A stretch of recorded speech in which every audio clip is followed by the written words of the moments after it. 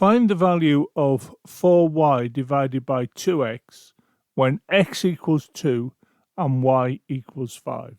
Have a go at this yourself, and I'll show the solution on the next slide. So we have 4y being divided by 2x, and this is 4 times, and in place of the y we write the 5, and this is divided by 2 times the value of x, which is 2.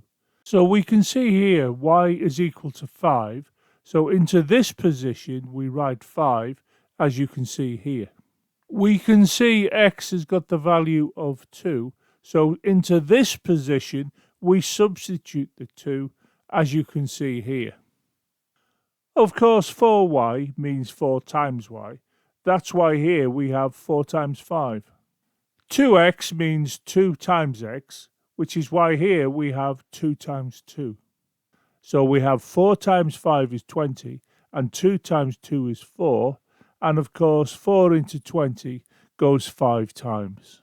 So when x equals 2 and y equals 5, this expression gives us the value of 5. And of course this video is showing you an example of substitution.